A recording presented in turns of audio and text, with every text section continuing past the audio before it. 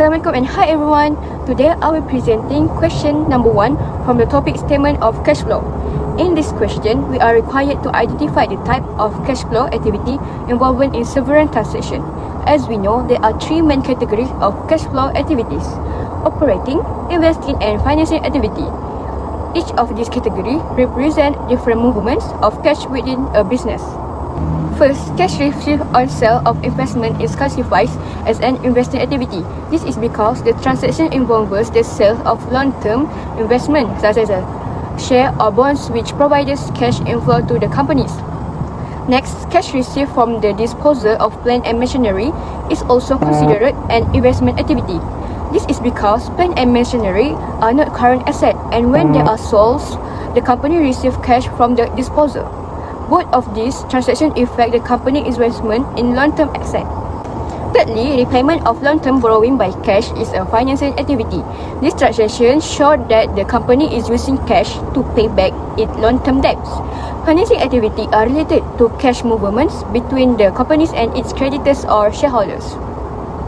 When we have a cash payment of company tax, which is classified as an operating activity, paying company tax is a normal part of business operations. It presents cash outflow that occur during the day-to-day running of the business. Lastly, cash received from the issuance of share is a financing activity. This occurs when the company issue new share in investor and receive cash in return. It increases the company's share capital and strengthens its financial position. For question 2, we start with the profit before tax, which for 31,000. Then we make several adjustments for non-cash items. Depreciation for motor vehicle was 45,000 and depreciation for plant and machinery was 22,000. There were also a gain on sale of assets amounting to 17,000, which we deducted because it does not involve cash inflow from operations. Additionally, interest on debenture of 2,240 was added back. After this adjustment, the operating profit before working capital change was 83,240. Next, we adjusted for change in working capital.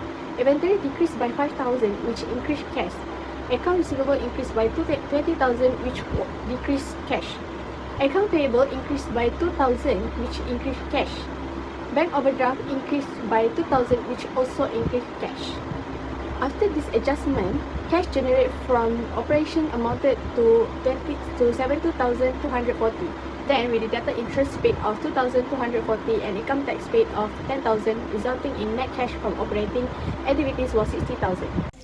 Next, for the investing activities, we can see that the company used a significant amount of cash to purchase fixed assets. Among the key transactions are: first, proceeds from sale of motor vehicle 70,000 ringgit. Second, proceeds from sale of plant and machinery 30,000 ringgit. Third, purchase of motor vehicle 142,000 ringgit, and the last one, purchase of plant and machinery 90,000 ringgit. Overall, the net cash flow from investing activities shows a net cash outflow of 132,000 ringgit. This means the company used more cash for long-term investment than the cash it received. Although the cash balance decreased, the investments are important to increase production capacity and strengthen future operations. For the financing section, there are 3 main transactions that affect the cash. For the first one, proceeds from the issue of ordinary share amounting to 70,000, indicating that the company raised capital through the issuance of new shares. For the second one, redemption of debenture amounting to 8,000, which refers to the repayment of long-term debt. And the third one, dividend paid amounting to 5,000, representing payments made to shareholders. When all these are combined, the total net cash flow from financing activity is 60,000. This shows that the company managed to slightly increase its cash flow from external refinancing despite paying dividends and redeeming debts. Retained profit account. This ledger shows the movement of the company's retained earnings. At the beginning of the year, the brought forward balance of retained profit was 120,000. During the year, the company recorded a profit before tax of 31,000. From this amount, tax of 6,000 and dividends of 5,000 were paid to shareholders. Finally, the closing balance of retained profit carried forward to the next year was 140,000.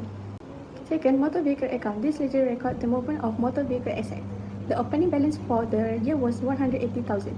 The company purchased a new vehicle worth 142,000, bringing the total to 310,000.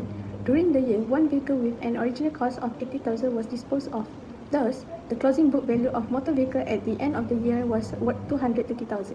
Next, Accumulated depreciation for motor vehicle. The opening balance of depreciation was 20,000 ringgit and additional depreciation for the current year amount to 45,000 ringgit. During disposal, depreciation of 25,000 ringgit was writing off.